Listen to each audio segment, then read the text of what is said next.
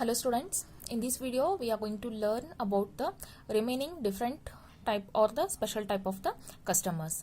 In the previous video we have seen the different type of or special type of customers like minor, joint stock account holders, partnership firm and the joint stock companies account and all. In this video we are going to see the next special type of customer, which is the executor and the administrator. So first let us know who is the executor and the administrator. Executor and administrator, these people are appointed specially for the settlement of account of a person after his death, which means, let me explain you with one example. So see here, there are two person A and the person B. So person A is not well. He is going to die in few days.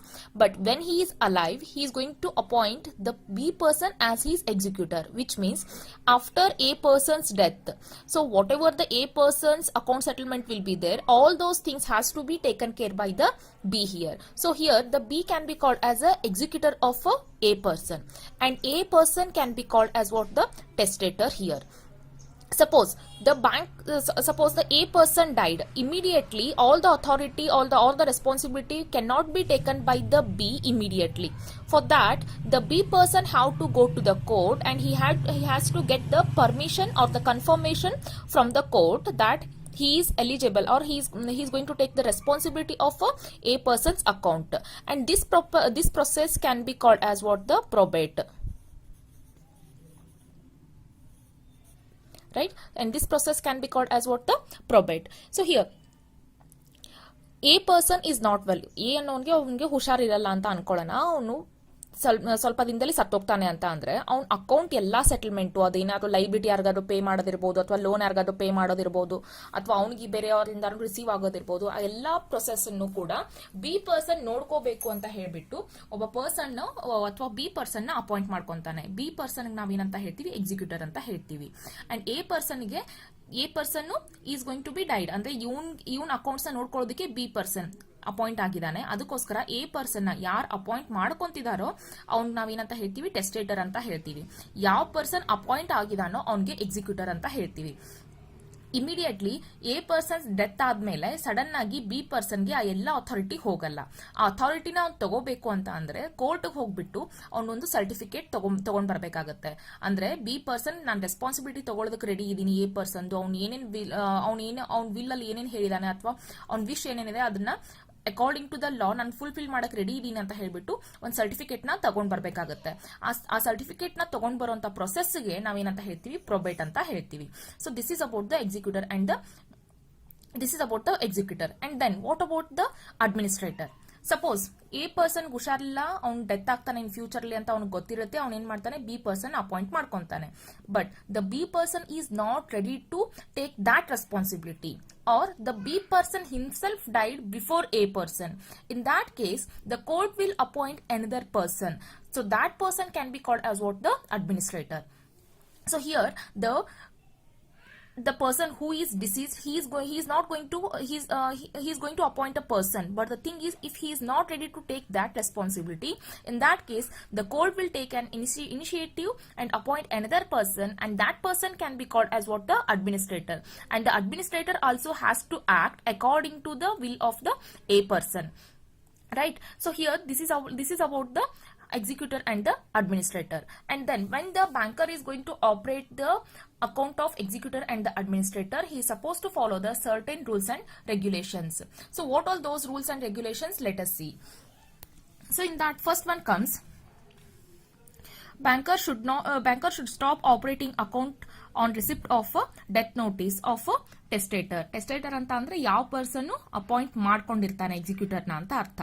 So suppose if the bank received the death certificate of its account holder or the death certificate of the testator, immediately the banker should stop the operation of that particular account. And next one comes the examination of the letter of probate. So once that account have been stopped operating, and that account has to be reopened. For that reason, the executor has to go to the court and he should get the permission from the court that he is ready to act as what the executor of a person. So in that process can be called as what the probate. So the court will issue one letter, that is that letter can be called as what letter of probate. So this letter of probate has to be examined by the banker carefully. And next one comes, the banker should get the mandate signature by all the executor and the administrator. Suppose the testator have been appointed more than one executor or the administrator. In that case, the banker should get the mandate signature of all the executor and the administrator compulsorily. Next one comes, insolvency of executor or the administrator doesn't affect to the account operation. Suppose the executor or the administrator become insolvent. In that case, this situation nowhere affecting to the banker's banking process or the inner operation of a bank. And next one comes, executor may borrow money. So here the executor is having the authority to borrow the money from the bank in the name of the testator only, or from the executor on the basis of testator's account itself. The executor can borrow the money, but that money should be utilized only for the settlement of accounts of a person only. And next one comes, the banker should ensure that money are not transferred to executor or the administrator's account. So whatever the amount the executor is withdrawing, or if he has taken any of the borrowings and all these amounts are not supposed to credit to the executor or the administrator account. This amount has to be utilized only for the settlement of the testator's account only. So this is all about the testators and the administrator. And next, let us see who is the trustee. Next variety comes like a trustees. So first, let us know who is a trustee. So here the trust is the relationship which arises when the persons are compelled in a equity to hold the property for the benefit of some other person. So here the person is going to hold some property which is going to be benefited for the some other person, not for his purpose. So that is called as a trust. So here such kind of a trust is going to appoint one person as a trustee. When the banker is going to open the trustee's account, the banker has to take the several precautions when he is going to open when he is going to operate the trustee's account. In that, first one comes study of a trust deed. In that case, study of a trust deed means whatever the rules and regulations have been instructed in the trust deed, all those things banker has to go through once, which means he has to thoroughly study the trust deed, and he has to get to know about the names of the trustees and the powers and trust property and all other items. All these things he has to get to know. And next one comes, obtain the copy of the trust deed. So whatever the copy the trustee have been shown to the banker, the same copy has to be received by the banker for his references, for the future references. Next one comes, in case of several trustees, trust deed should be provided delegation of power to operate the account. Suppose if there are more than one, if there are more than one person who are acting as a trustee, means the banker should get the confirmation that who is going to operate the account or to whom the account operation authority have been given. That also has to be taken in written. And next one comes, in case of death or retirement of a trustee, future banking operation depends on the trust deed. Suppose any of the trustee have been died among the several trustees, or when only one trustee is there and that person have been died. So the further procedure will be taken by the banker according to the trust deed. Whatever they have whatever the rules and regulations they have mentioned in the trust deed, the same thing the banker is going to be continued. And next one comes, new trustee will be appointed by the court in case of death and retirement of all the trustee. So suppose if the trustee have been died, if in the trust deed they have not given any of the specific information which is related to the appointment of trustee and all, in that case the court itself it is going to appoint the another person as a trustee. And next one comes, insolvency of trustee no way affect to the trust account. Suppose if the trustee becomes insolvent personally, in that case the trust account will not be affected anywhere. And next one comes, money should not be transferred to the private account of the trustee. So the trustee cannot use the trust's amount for his personal purpose. That should be taken care by the banker. And next one comes, registration certificate should be obtained in case of the charitable trust. Suppose if that trust is acting as a charitable trust, it is going to be help to the society in any of the manner. In that case, the banker should get the registration certificate of that particular trust that it is legally existed. And next one comes, advances are granted. So the here trust account is if the trust account want to get any of the advances, the trust is eligible to take all those advances. It may be the OD, or the trust may take the borrowings also. Any of the facilities, such kind of any of the facilities, the trust can get it from the bank. So the next one comes, clubs association or the societies. In the clubs association and the societies, we are going to see the two types of the clubs and the associations. One is the unregistered club or the societies, and second one is the registered clubs and the societies. Unregistered club and societies are those which are not got registered in any of the Companies Act or any of the rules and regulations of the government. That can be called as what? The unregistered club. When the banker is going to deal with the unregistered club, he has to take the certain precautions. What all those precautions means? First one, obtain the certified copy of the laws and bylaws. So here the laws and bylaws are going to mention. So the laws are going to mention for what purpose the club came into the existence and how it is going to be operate in the society. And bylaws includes the day-to-day activities of that particular society. So this information the banker has to taken from the club. And next one comes, certified copy of a resolution, which means when the club is going to operate, how it is going to be managed, and who all are there in the managing committee, all these things are going to be included in the certificate of a copy of a resolution. And next one comes, club should be incorporated to take the advances. So suppose if the club wants to take any of the advances from the bank, any of the advances or the loans from the bank, compulsorily the club has to be incorporated compulsory. That intimation has to be given by the banker to the club. And next one comes, borrowing power should be determined by the references to the rules adopted by the general body. So here the club cannot borrow the more money or the more amount than what the limit imposed. So whatever in a general body meeting or in the meeting, whatever the limit they have been specified, the unregistered club cannot take the advances from the bank more than what they have imposed into the meetings and all. And next one comes, in case of registered clubs, when the banker is going to deal with the registered clubs, he has to follow all these procedures.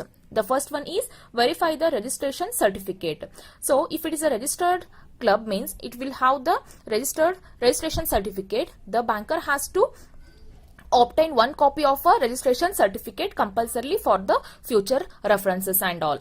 And next one comes, obtain the bylaw of the association. So day-to-day activities, what they are going to conduct, all these details will be included in the bylaws of a association. That copy also the banker has to taken from the club. And next one comes, certified copy of a resolution has to be obtained. So it is used for the purpose of taking the loans and the advances or any of the other special services from the bank. For all these reasons, the certified copy of resolution has to be obtained by the banker from the club. And next one comes, in case of death of the authorized person, the account operation should be stopped. So one person will be getting the authority to operate that particular account. So suppose that person died, means till the bank get the further intimation from the club, the bank has to stop the operation of that particular club compulsorily. So this is the precautions. These are the precautions the banker has to take when he is going to deal with the registered and the unregistered association or the societies. And last one comes the joint Hindu family. So joint Hindu family means it's a family which contains more than one male member, possess ancestral property and carries on the family business, which means when there is in one particular family, if the more male members are there and those all are assessing the or the possessing the ancestral property of ancestral property, and they all are going to carry on the same business, in that case it can be called as what the Hindu joint Hindu family. So when the banker is going to open the joint Hindu family account, several precaution has to be taken. So in that, first precaution is the name of the all co-occurrences, which means all co-occurrences means all other family members can be called as a co-occurrences. So the banker, when he is going to open the bank account in the of the joint Hindu family, in that case the banker has to obtain the names of the all the other members of the family. And next one comes verify the declaration. So the banker has to verify the declaration what the karta have been given. Karta means head of the family. He is going to look after all these family details, all these family accounts and all. So he has to verify the declaration of a karta which have been given by him, and along with the other male members of a family or other members of the family excluding the minor. And next one comes get the signature from all the major co-occurrences. So compulsorily or from all the other family members, like who all are major, from all those people the bank has to get the signature. And next one comes account opened in the name of karta or in the family name only. So the account either it can be open in the name of the karta or the head of the family, or else in the name of the family itself, like in the name of in their surname only the account can be opened. And next one comes get a clear instruction about to operate the account. So which means who is having the authority to operate the account, who is having the withdrawal withdrawal authority, and all other things are going to be included in this point. And next one comes ascertain the purpose for the loan obtained by the karta. Suppose the karta have been taken any of the loan from the bank on the joint Hindu family account itself. In that case the karta has to give the declaration for what purpose he have been taken the loans and all. And the last one comes co-occurrences are not responsible for such debts when the advances used for the personal purpose of the karta. Suppose the head of the family have been used any of the amount. Suppose the head of the family have been made any of the debts, but for all those debts other family members are not going to be responsible. It is purely his personal responsibility only. So this is all about the special type of the customers. When the banker is going to deal with all these type of the customers, the banker has to take the special precautions according to the law.